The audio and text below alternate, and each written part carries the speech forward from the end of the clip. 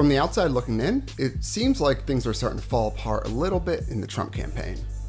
Because recently, more and more people have heard about Project 2025. On a very high level, Project 2025 is essentially a collection of conservative and right-wing political ideologies and plans that they intend to implement the next time there's a conservative president. And their goal, obviously, is to get Trump elected this year. The group behind Project 2025 is called the Heritage Foundation. The Heritage Foundation is a nonprofit political think tank based out of Washington, D.C., that has been around since essentially the Reagan administration, guiding right-wing political movements and ideology in the government. The Heritage Foundation has used their influence and knowledge in Washington, D.C. and the conservative area to push their policy agendas forward.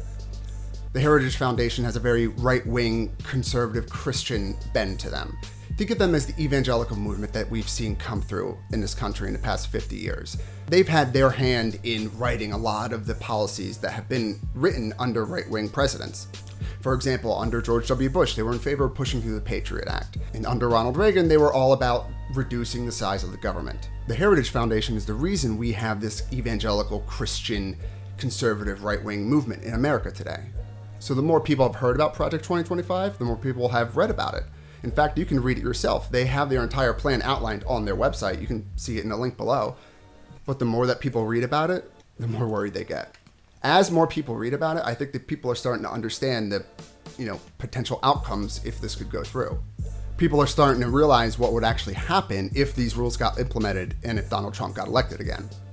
Just to give you a better understanding of the Heritage Foundation and Project 2025, here's a couple, highlights, a couple bullet points of what they want to do, what they have proposed. 1. The proposal suggests reclassifying tens of thousands of merit-based federal civil service workers as political appointees, thus giving the president authority to replace them with individuals more inclined to fulfill the president's agenda.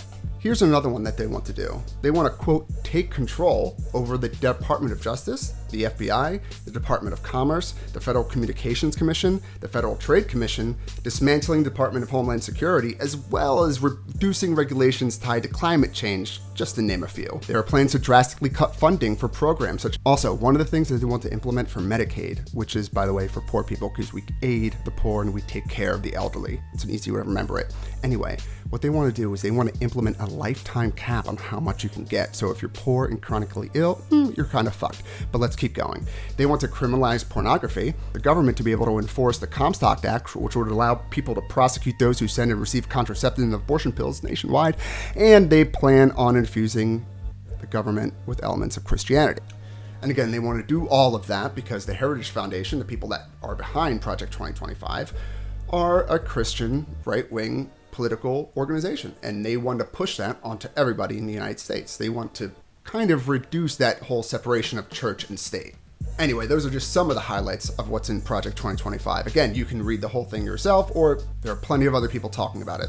But as I was saying in the beginning, the Trump campaign is starting to worry that people are realizing this. They're realizing what's in Project 2025, and they realize the consequences that could happen if Trump gets elected again. That's why even he is coming out on his own social media platform, True Social, and condemning Project 2025.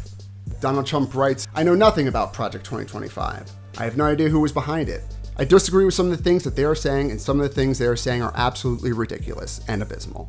Anything they do, I wish them luck, but I have nothing to do with them," end quote. All right, just off the bat, that statement is unintentionally hilarious in a couple different ways. Let me break it down real quick.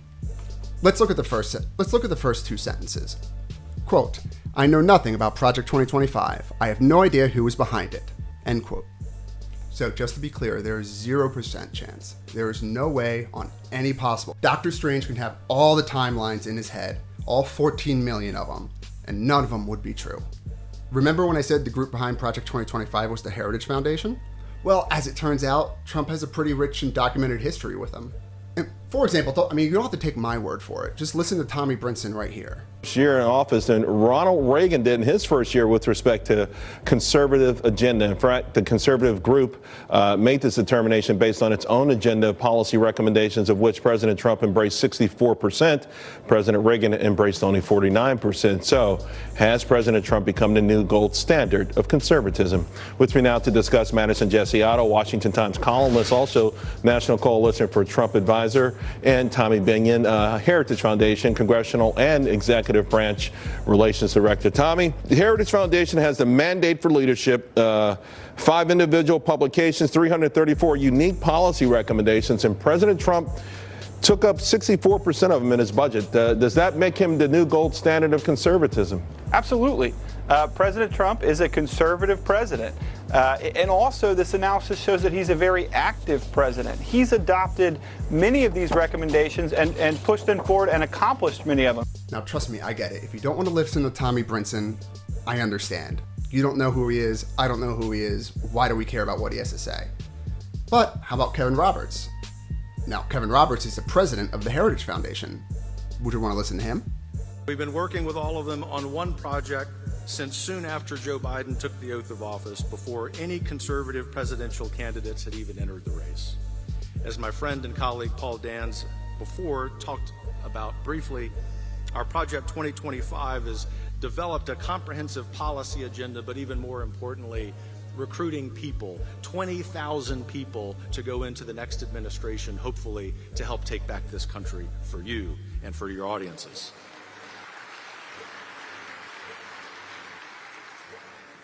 We want no credit. We want the American people, if President Trump is elected again, President Trump and his administration, to take credit for that. But it will also be a great sign, if all of this is successful, that in fact, as we know in our prayer time, but maybe not every time when we're watching the news, that the Lord is still smiling upon America. And if Kevin Roberts isn't good enough for you, here's the fat man himself. Your organization is named the Heritage Foundation because you understand that our glorious heritage is the foundation of everything we hope to achieve, which is why we need the help of the Heritage Foundation and everyone here tonight to get our tax cuts through the House, through the Senate. Let's continue with the quote. Quote, I disagree with some of the things they're saying, and some of the things that they're saying are absolutely ridiculous and abysmal. Anything they do, I wish them luck. End quote. And again, I want to take a moment to appreciate how unintentionally funny his comment is. I mean, just think about it. He himself said that some of their ideas are ridiculous and abysmal, but everything that they do, he wishes them good luck. Would that mean even the ridiculous and abysmal stuff? I mean, I know it sounds ridiculous to even think that's what he's saying, but it wouldn't be the first time Trump has done something like this. You know what this reminds me of? This reminds me of that one time Trump was talking about what was her name again? Oh, yeah, I remember. Ghislaine Maxwell is in prison, and a lot of people want to know if she's going to turn in powerful people. And I know you've talked in the past about Prince Andrew, and you've criticized Bill Clinton's behavior. I'm wondering, do you feel that she's going to turn in powerful men? How do you see that working out? I don't know. I haven't really been following it too much. I just wish her well. I just wish her well. I just wish her well. I just wish her well. That's like talking about some cannibal child rapist or something like that and being like, listen, I understand what he did. Beyond reproach. Awful. Just bury him under the prison. But, anything he does in the future, I hope he does, I hope he does it to his full potential. I want him to live to his full potential. What the fuck? That doesn't make any sense. I don't get it. It's like, he just says the dumbest shit and he just gets away with it. It is what it is, but just more people need to know about it, I guess. It's all we can do at this point. So I think you can understand now why Trump's campaign is kind of worried that people are starting to figure out what's behind Project 2025. I mean, think about it. If it's something that Trump doesn't want to be associated with, think about how bad it actually has to be for that to be true. Like, he would tie himself to everything. His own words that he has, died on the hill of have been awful. I mean, we all remember examples of those. So the fact that he's trying to put as much distance he is from this should say how scary this is. Should point to the fact that we really need to be careful about this. And Project 2025 has not hidden what their motives are. They want to put the next president in office. They want that president to be a conservative. They want that president to be a Republican. And this is what they want that Republican president to do. We have to realize and actually face the consequences of what would happen if Trump was elected again. And if you remember, that guy, Kevin Roberts, the president of the Heritage Foundation, let's just listen to what he has to say about where he wants this country to go and how he thinks everyone should act. As you know, this audience, Project 2025, Mandate for Leadership, the Conservative Promise by forwarded by Dr. Kevin Roberts, edited by Paul Dans, Stephen Groves, which is it's a blueprint for a conservative approach to the Leviathan. Dr. Roberts, I just want to make, before we lose you, is that to make sure that, because Project 2025 is, yes, it's one of many, and obviously you guys put in a lot of time in to curate not just policy positions, but also subject matter experts. People could be on the 3,000 political appointees, and or if we get rid of, which I advocate, the 8 million contractors at the executive administrative level and fill those with our people too, we'll have millions of billets to fill. But Project 2025 is also the single best civics lessons we have out there. If people just go online, if they go to the seminars, all of it doesn't mean that. For those of you who say, hey, I can't go join the administration now, it's to actually learn about the administrative state and how to deconstruct it. Where do people go? Because I want to make sure this is a mass participation exercise, sir. Project2025.org, project2025.org. And I just want to underscore what you just said, Steve. Let's say someone is inspired to go participate in this, but they say, Steve, Kevin, I can't, as Kevin likes to say, tithe 2 or 4 years to go to D.C., but I want to be part of what I call the Second American Revolution, hopefully bloodless or no more blood than has been spilled by the left, that we are in the process of the Second American Revolution, which will remain bloodless if the left allows it to be.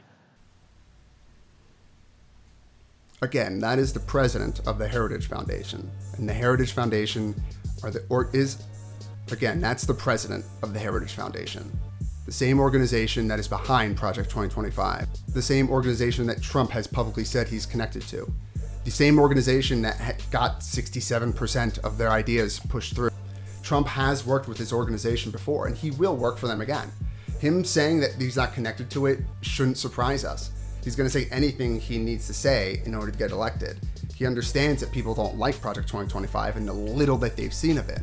So people need to keep reading and keep knowing and keep telling other people about it. It's super important at this point to make sure that we're all in this together, because if Trump does get elected again recently, especially in conjunction with what happened in the Supreme Court recently, we had Chevron decision that got overturned and basically neutered all the federal agencies. And Trump also won his case in the Supreme Court, basically giving the president full immunity for anything that's an executive power or any purview under the president. So we in theory have a king god now as the president, and Trump could be that next guy. And at the end of the day, I'm not even worried that much about Trump in particular, because if you think about it, Trump isn't an effective leader. He's not an effective politician. He showed us in his first term how ineffective he actually is at the job. So it's not even necessarily Trump. It's who's after Trump, because when there's an actually charismatic person because when there's an actual charismatic person that the Heritage Foundation, because